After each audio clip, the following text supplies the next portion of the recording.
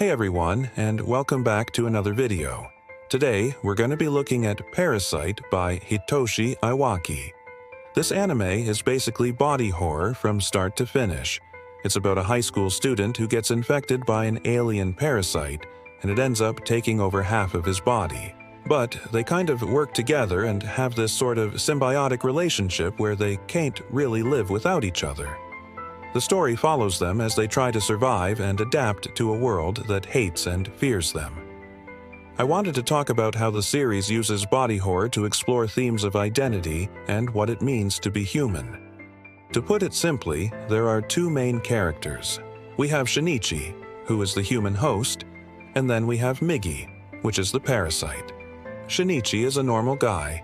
He's pretty ordinary and very much a product of his environment. And Migi is kind of like a supernatural force. It's not really bound by the laws of nature. It doesn't really have morals or ethics. Its only goal is to survive, and it will do whatever it takes to achieve that. Now, as the story progresses, we see more and more body horror. We see people turn into these grotesque chimeras, lose their humanity, and become monsters.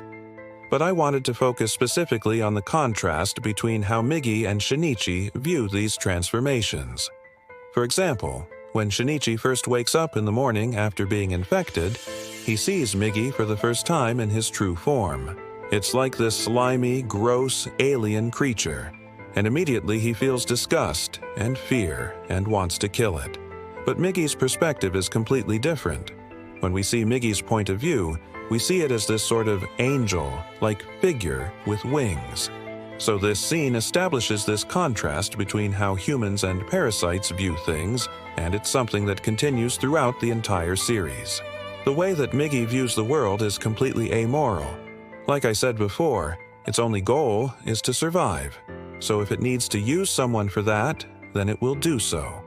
But Shinichi is kind of horrified by this, and it's one of the reasons why he struggles so much with being a host, because he has morals and ethics and he doesn't want to hurt anyone. But Migi doesn't care about that. It just wants to survive. I think the turning point for Shinichi is when he loses his arm. That's when he realizes that he's actually stronger without Migi. He can survive without it, and at that point, he actually tries to kill Migi.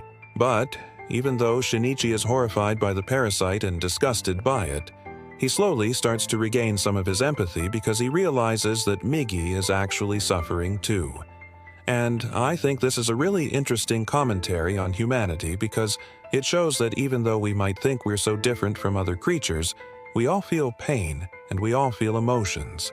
We all want to survive. Throughout the series, we see a lot of body horror and violence.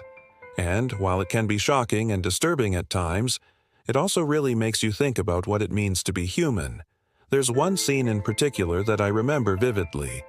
One of the characters, Goto, he turns into this huge monster and he's rampaging through the city, destroying everything. And the only way to stop him is to kill him.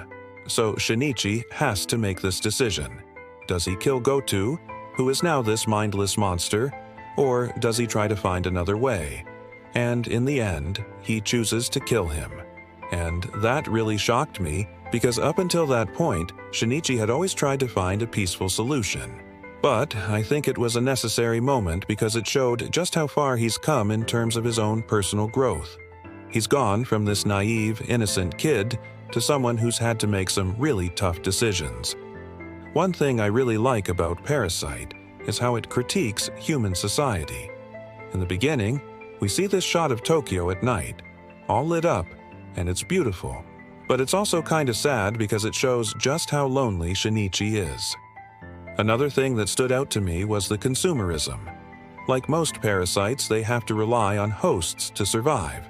But there's one scene in particular where a parasite is living inside of a TV and it's feeding off of the brainwaves of the people who are watching it.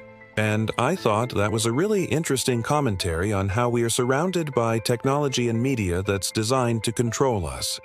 Overall, Parasyte is a really intense and disturbing anime, but it's also really thought-provoking. It makes you question what it means to be human and how far we've come in our own personal evolution.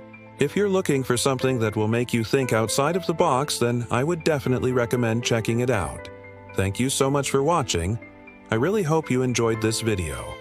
If you did, please don't forget to leave a like and subscribe so you never miss an upload.